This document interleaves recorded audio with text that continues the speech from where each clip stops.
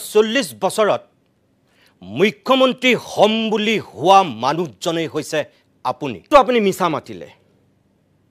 আজি না মুখ্যমন্ত্ৰীৰ শপত লোৱাৰ পিছ দিনটোত এই মানুহজনৰ কিছুমান হসাকয়ে হলাগিবলগীয়া প্ৰশংসা কৰিবলগীয়া অদ্ভুত গুণ আছে যিখিনি কাৰণে হাত হতৰেও স্বীকাৰ কৰিব লাগিব হিমন্ত বিশ্ব শৰ্মাৰ বাকপটুতাক হিমন্ত বিশ্ব শৰ্মাৰ বিচক্ষণতাত হিমন্ত বিশ্ব শৰ্মাৰ ৰাজনৈতিক এই যে ব্যক্তিজন হঠাৎ আহে নিৰ্লজ্জভাৱে মিছা কথাৰ এক ভঁৰাল লৈ হসাক মিছা আৰু মিছাক হসা কৰিবলৈ আৰু লগতে টকাৰ বলত সকলোকে দমন কৰিব বিচাৰে দুৰ্যোধনৰ দৰে এই কথা মই কোৱা নাই এই কথা কৈছে নিতুমণি হৈকাৰ খঙত অগ্নিশৰ্মা হৈ আহক সুৰাজ সম্পূৰ্ণ ভিডিঅ'টো মই আপোনালোকৰ মাজলৈ আগবঢ়াই দিওঁ চাওকচোন অসমৰ ৰাইজে বিচাৰ কৰক প্ৰথমতেই আজি যেহেতু অসম বিধানসভাত কালি অজন্তা নিয়োগৰ বাজেটৰ সন্দৰ্ভত মুখ্যমন্ত্ৰী নিজৰ যেতিয়া বক্তব্য ৰাখিছিল এটা সময়ত তেখেতৰ লগত শাসক আৰু বিৰোধীৰ যেটো সাধাৰণতেই যুদ্ধ হয় সেই তেনেকুৱা এক যুদ্ধ হৈছিল অখিল গগৈ দেৱব্ৰত শইকীয়া আৰু মুখ্যমন্ত্ৰী হিমন্ত বিশ্ব শৰ্মাৰ মাজত কথাৰ কটাকটি হৈছিল আৰু এটা পৰ্যায়ত গৈ গৈ হঠাৎ মুখ্যমন্ত্ৰীৰ মুখত ওলাইছিল প্ৰতিদিন গোষ্ঠীৰ কথা প্ৰতিদিন গোষ্ঠীৰ স্বত্বাধিকাৰী জয়ন্ত বৰুৱা ডাঙৰীয়াৰ কথা আৰু তাৰ পিছত তেখেতে যিখিনি কথা ক'লে যিসকলে দিনৰ ভাগত মুখ্যমন্ত্ৰীৰ সেই বক্তব্য বিধানসভাৰ মজিয়াত কোৱা দেখা নাছিল এই মুহূৰ্তত মই আপোনালোকক মুখ্যমন্ত্ৰীৰ বক্তব্যৰ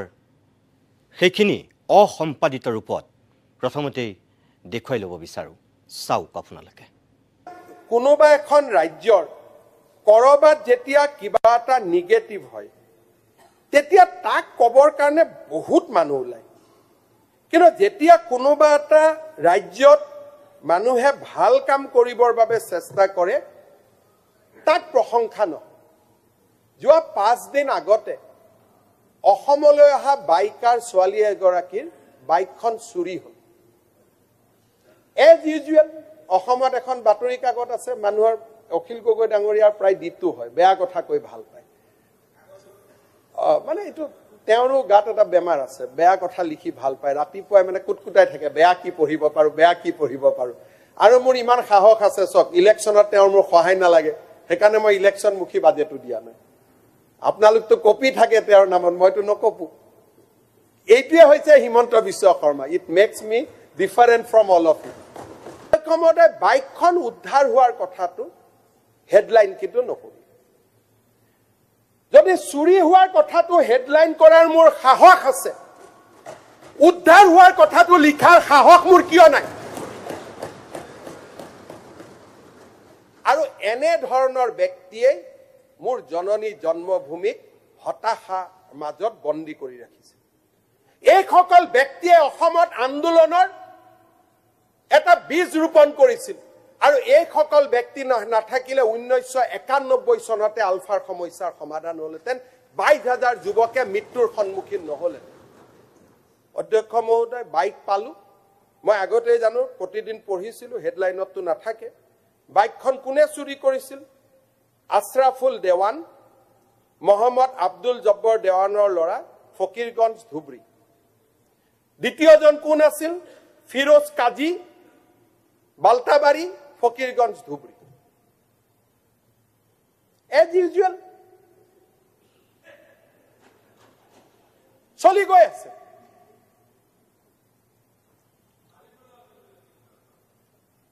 আকৌ কিবা এটা গণ্ডগোল হলে ভুলতেও যদি গুলি লাগে আপোনালোকে আকৌ হুলস্থুল কৰি দিয়ে আপুনি কিন্তু আজি কলেটো ৰেকৰ্ড কৰি থৈ দিয়ে আৰু পিছত নকব যে অসমত এনকাউন্টাৰ হয় অসমত এনকাউন্টাৰ নহয় হলেতো এইটোৱে হলহেঁতেন সেয়া আছিল আজি অসম বিধানসভাৰ সন্মানীয় পবিত্ৰ সদনত অসমৰ মাননীয় মুখ্যমন্ত্ৰী হিমন্ত বিশ্ব শৰ্মাই প্ৰতিদিন গোষ্ঠীৰ স্বত্বাধিকাৰী জয়ন্ত বৰুৱা আৰু প্ৰতিদিনক লক্ষ্য কৰি কোৱা বক্তব্যৰ কিয়দাংশ মই আপোনালোকক আৰম্ভণিতেই কৈছোঁ যে আমাৰ প্ৰতিদিন গোষ্ঠীৰ কিছু স্থিতি আমি স্পষ্ট কৰিব বিচাৰোঁ মুখ্যমন্ত্ৰীৰ অসম বিধানসভাত দিয়া এই বক্তব্যখিনিক লৈ তেখেতক বিনয়েৰে এটা কথা কওঁ যে বিগত 40 বছৰত আগৰ কথা আমি নাজানো, কিন্তু বিগত 40 বছৰত মুখ্যমন্ত্ৰী হম বুলি হোৱা মানুহজনেই হৈছে আপুনি, যি সৰুৰ পৰাই সপোন দেখিছিল, উচ্চাকাংক্ষী আছিল, এদিন অসমৰ ৰাজনৈতিক নেতা হৈ মুখ্যমন্ত্ৰীৰ আসন শুৱনি কৰিম। এই প্ৰফুল্ল কুমাৰ মহন্ত আৰু ভিগু কুমাৰ ফুকনৰ লগত তামোল চিগাৰেট অনা সেই সৰু ল'ৰাজনে যেতিয়াৰ পৰাই আপুনি উচ্চাকাংক্ষী হৈছিল, যেতিয়াৰ পৰাই আপুনি ৰাজনৈতিক সপোন দেখিছিল, আমি আগতে নাই দেখা, আমি দেখা অসমৰ একমাত্ৰ ৰাজনীতিক আপুনি, যিজনে সঁচাকৈ নিজৰ সপোনটো পূৰণ কৰি দিলেগৈ। বিভিন্ন ঘাট প্ৰতিঘাত অতিক্ৰম কৰি, বিভিন্ন প্ৰত্যাহ্বান নেওচি আমি দেখা সঁচাকৈ অসমৰ একমাত্ৰ ৰাজনীতিক, যি নিজৰ সপোন পূৰণ কৰিছে, হম বুলি এদিন মুখ্যমন্ত্ৰী হৈছে। ভগৱানে আপোনাক আৰু সকাহ দিয়ক, আৰু আপোনাক সাহস দিয়ক, আৰু আপোনাক শক্তি দিয়ক। আমাৰ অফুৰন্ত শুভেচ্ছা আছে, অভিনন্দন আছে আপোনাৰ প্ৰতি। কিন্তু সেই বুলি আপুনি মুখ্যমন্ত্ৰী হ'ল বুলি যি মন যায় আপুনি তাকেই ক'ব, আৰু নিজৰ ক্ষমতাৰে আপুনি সকলোকে একেবাৰে মোহাৰি নিঃশেষ কৰিব, বা আপোনাৰ নিজৰ কব্জাত সকলোকে ৰাখিব, তেনেকৈ যদি ভাবিছে,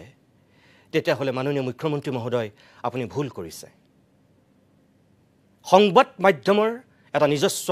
স্বাধীনতা আছে, এজন সম্পাদকৰ এটা সংবাদ প্ৰতিষ্ঠান পৰিচালনা কৰাৰ এটা নিজস্ব কৰ্তৃত্ব আছে। স্বাধীন প্ৰতিনিধি গোষ্ঠীৰ স্বত্বাধিকাৰী হিচাপে আৰু বৰ্তমানৰ প্ৰতিদিন কাকতৰ সম্পাদক হিচাপে জয়ন্ত বৰুৱাই কেনেকৈ কাকতখন চলাব লাগে, কেনেকৈ সংবাদ গোষ্ঠীটো পৰিচালনা কৰিব লাগে, সেয়া তেখেতৰ হয়তো এক নিজস্ব সপোন আছে, নিজস্ব পৰিকল্পনা আছে। যিদৰে আপোনাৰ মুখ্যমন্ত্ৰী হোৱাৰ সপোন আছিল, যেনেকৈ আপোনাৰ ৰাজ্যখন পৰিচালনা কৰাৰ সপোন আছিল, ঠিক একেদৰে। কিন্তু আপুনি মুখ্যমন্ত্ৰী হ'ল বুলি বাহিৰত আক্ৰমণ কৰি আজি বিধানসভাৰ পবিত্ৰ মজিয়াটো আপুনি জয়ন্ত বৰুৱাৰ সন্দৰ্ভত যিখিনি কথা ক'লে, এবাৰ নীৰৱে মাননীয় মুখ্যমন্ত্ৰী মহোদয় আপুনি নিজেই ভাবি চাবচোন, আপুনি আজি কি ক'লে। যিজন মানুহ মুখ্যমন্ত্ৰীৰ আসনত অধিষ্ঠিত হৈ আপুনি বিজেপিৰ মুখ্য কাৰ্যালয়লৈ যোৱা নাছিল, যিজন মানুহ মুখ্যমন্ত্ৰী হৈ RSSৰ মুখ্য কাৰ্যালয়ত আপুনি উপস্থিত হোৱাৰ প্ৰয়োজন অনুভৱ কৰা নাছিল, আনকি মুখ্যমন্ত্ৰী হৈ যিজন মানুহ আপুনি মা কামাখ্যাত গৈ আপুনি প্ৰত্যেক বছৰত সেৱা কৰে, সেই মা কামাখ্যা মন্দিৰতো গৈ আপুনি সেৱা জনোৱা নাছিল, সেই মানুহজন কিন্তু আপুনি মুখ্যমন্ত্ৰী হৈ প্ৰথম ভৰি দিছিলেগৈ মুখ্যমন্ত্ৰীৰ শপত গ্ৰহণৰ পিছদিনটোতেই এইজন জয়ন্ত বৰুৱাৰ ঘৰত। আৰু জয়ন্ত বৰুৱাৰ ঘৰত উপস্থিত হৈ আপুনি সেইদিনাখন যিখিনি কথা কৈছিল, আপুনি পাহৰি গ'ল নেকি? কোনখিনি কথা সঁচা? আজি কোৱা কথাখিনি সঁচা নে মুখ্যমন্ত্ৰীৰ শপত লৈয়ে পিছদিনাখনি জয়ন্ত বৰুৱাৰ ঘৰত উপস্থিত হৈ সংবাদ মাধ্যমৰ আগত কোৱা কথাখিনি সঁচা? কোনটো আপুনি মিছা মাতিলে, আজি নে মুখ্যমন্ত্ৰীৰ শপত লোৱাৰ পিছদিনটোত? এবাৰ নিজক সুধি চাওক। অসমৰ সম্ভ্ৰান্ত দৰ্শক ৰাইজক আমি এটা কথা ক'ব বিচাৰোঁ যে এজন যদুমধু ৰাজনীতিক নহয়, অসমৰ মুখ্যমন্ত্ৰী হোৱা এজন ব্যক্তিয়ে আজি কেনেকৈ পাভলুটি মাৰিছে, তেতিয়া তেখেত গৈছিল আশীৰ্বাদ ল'বলৈ, শুভেচ্ছা বিচাৰি, আৰু আজি বিধানসভাত কৈছে সেইজন একেজন মানুহেই যে ৰিভেঞ্চ ল'বলৈ, প্ৰতিশোধ ল'বলৈ গৈছে। এই পৰ্যায়ত কথা কৈছে, এয়া কেনে মানসিকতা? ৰাস্তা ঘাট উন্নয়ন, flyover, medical college, engineering college, সকলোবিলাক উন্নতিৰ যদি আপুনি মাপকাঠি বুলি ভাবিছে, তেনেহ'লে মাননীয় মুখ্যমন্ত্ৰী মহোদয় আপোনাৰ ক'ৰবাত ভুল হৈছে। মানুহৰ প্ৰমূল্যবোধ, মানুহৰ মানৱীয়তা, মানুহৰ নৈতিকতা আৰু মানুহৰ চৰিত্ৰবোধ, এইখিনিক বাদ দি যদি কেৱল টকাৰ জোৰত ক্ষমতাৰ বলত মানুহে সকলো গুৰু গোসাঁই নামানি দুৰ্যোধনৰ দৰে নিজকে অহংকাৰত মত্ত বুলি ভাবি সকলো কৰিব বিচাৰিছে, তেনেহ'লে আমাৰ ক'বলগীয়া একো নাই। সময়ে সকলো বিচাৰ কৰিব। আমি সময়লৈ সকলো এৰি দিছোঁ। কিন্তু আপুনি নিজে কোৱা কথাতেই আজি আপুনি বন্দী হৈছে বহুকেইটা দিশত। অসমৰ দৰ্শক ৰাইজক মই ক'ব বিচাৰোঁ যে তেখেতে যিখিনি কথা কৈছিল, সেই কথাৰ আঁত ধৰিয়েই আমি কেইটামান বিশেষ দিশ আপোনালোকৰ দৃষ্টিগোচৰ কৰিব বিচাৰিছোঁ। আগৰ কথা বাদ দিয়ক, মই আপোনালোকক এই অনুষ্ঠানটোৰ শেষৰ ফাললৈ ক'ম। মুখ্যমন্ত্ৰী হোৱাৰ পিছত বিগত 4 বছৰত হিমন্ত বিশ্ব শৰ্মাই কিমান বাৰ আমাৰ প্ৰতিদিন গোষ্ঠীক এতিয়ালৈকে আক্ৰমণ কৰিছে, কি প্ৰসংগত তেখেতে তুচ্ছতাচ্ছুল্য কৰিছে, আমি সকলোখিনি কথা ক'ম। আৰু সেইসকল দৰ্শককো মই আজি অভিনন্দন জনাইছোঁ, যিদিনাখন হিমন্ত বিশ্ব শৰ্মাৰ ওচৰত প্ৰতিদিন গোষ্ঠী আত্মসমৰ্পণ কৰি আঁঠু লৈছিলে বুলি সমালোচনাৰে থকা সৰকা কৰিছিল। যিদিনাখন এই প্ৰতিদিন কাৰ্যালয়ৰ উদ্বোধনীৰ অনুষ্ঠানত মুখ্যমন্ত্ৰী হিমন্ত বিশ্ব শৰ্মা আহিছিল, সেইদিনাখন সামাজিক মাধ্যমতেই হওক, আন ৰাজনৈতিক দলৰ নেতা কৰ্মীয়েই হওক, আমাকো, জয়ন্ত বৰুৱাকো, আমাৰ গোটেই গোষ্ঠীটোক আত্মসমৰ্পণ কৰা বুলি, টকাৰ জোৰত আমি চাৰেণ্ডাৰ কৰা বুলি যিসকলে আমাক সমালোচনাৰে থকা সৰকা কৰিছিল, আজি তেখেতসকলকো আমি ক'ব বিচাৰোঁ যে প্ৰতিদিন স্বাধীন গোষ্ঠী সদায় স্বাধীনেই, সদায় প্ৰতিদিনেই ৰাইজৰ কাষত আছিল, ৰাইজৰ লগত আছে আৰু ভৱিষ্যতলৈকো ৰাইজৰ লগতেই থাকিব। যিমানেই শক্তিশালী কোনোবা মহাপ্ৰতাপী ৰাজনীতিক নহওক কিয়, যেতিয়ালৈকে জাতি ঊৰ্ধত, কোনো ব্যক্তি ঊৰ্ধত নহ'ব, যেতিয়ালৈকে সমাজ, সাহিত্য, সংস্কৃতি, সভ্যতা সকলো যেতিয়া ঊৰ্ধত, প্ৰতিদিনে সেই স্থিতিতেই অগ্ৰসৰ হ'ব, কি কাকত, কি টেলিভিশ্যন চেনেল। এই মুহূৰ্তত আজি বিধানসভাত যেতিয়া তেখেতে সেই কথাখিনি কৈছিল, এই মানুহজনৰ কিছুমান সঁচাকৈয়ে শলাগিবলগীয়া, প্ৰশংসা কৰিবলগীয়া অদ্ভুত গুণ আছে, যিখিনিৰ কাৰণে ৭-৭ও স্বীকাৰ কৰিব লাগিব হিমন্ত বিশ্ব শৰ্মাৰ বাকপটুতাক, হিমন্ত বিশ্ব শৰ্মাৰ বিচক্ষণতাত, হিমন্ত বিশ্ব শৰ্মাৰ ৰাজনৈতিক প্ৰজ্ঞাক, যিটোৰ কাৰণে চাগে অসমৰ অন্যতম শ্ৰেষ্ঠ বুদ্ধিজীৱী হোমেন বৰগোহাঁয়ে কৈ গৈছিল যে সাম্প্ৰতিক সময়ৰ আটাইতকৈ চিন্তাশীল ৰাজনীতিকগৰাকীয়ে হৈছে হোমেন বৰগোহাঁই। একদম সঁচা কথা। কিন্তু সেই মানুহজনক এইটোও কৈ থৈ গৈছিল হোমেন বৰগোহাঁয়ে যে হিমন্ত বিশ্ব শৰ্মাৰ শত্ৰু সাম্প্ৰতিক সময়ত আন কোনো নাই, হিমন্ত বিশ্ব শৰ্মাৰ শত্ৰু সদায় হিমন্ত বিশ্ব শৰ্মা নিজেই। সেই কথাটো আজি মাননীয় মুখ্যমন্ত্ৰী হিমন্ত বিশ্ব শৰ্মাক আমি এবাৰ মনত পেলাই দিব বিচাৰিছোঁ।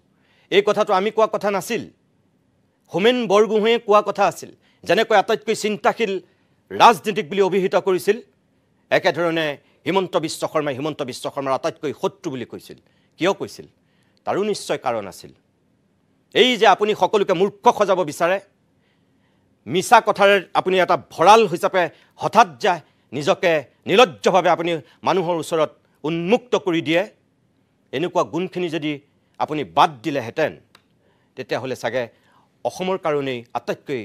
সৌভাগ্যৱান মানুহজন সঁচাকৈ আপুনি হ'লেহেঁতেন। কাৰণ আপোনাৰ বিচক্ষণতা, আপোনাৰ বাকপটুতা, আপোনাৰ ৰাজনৈতিক দৰ্শন, জ্ঞান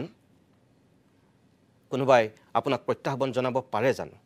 আমি আৰম্ভণিতেই কৈছোঁ, বিগত 40 বছৰত মুখ্যমন্ত্ৰী হ'ম বুলি হোৱা মানুহজন আপুনি। কিন্তু তাৰপিছতো এই যে বিগত 4 বছৰত যিখিনি আপুনি সপোন দেখুৱাই মুখ্যমন্ত্ৰী হৈছিল, আমি আপোনাৰ সকলো কথা প্ৰশংসা কৰা হ'লে হয়তো চাগে আপুনি আজি এনেকৈ প্ৰতিদিন গোষ্ঠীক সমালোচনা নকৰিলেহেঁতেন। আপোনাৰ যিখিনি ভাল, আমি ভালখিনি ভাল বুলি কৈছোঁ। কিন্তু আপোনাৰ যিখিনি ভাল নহয়,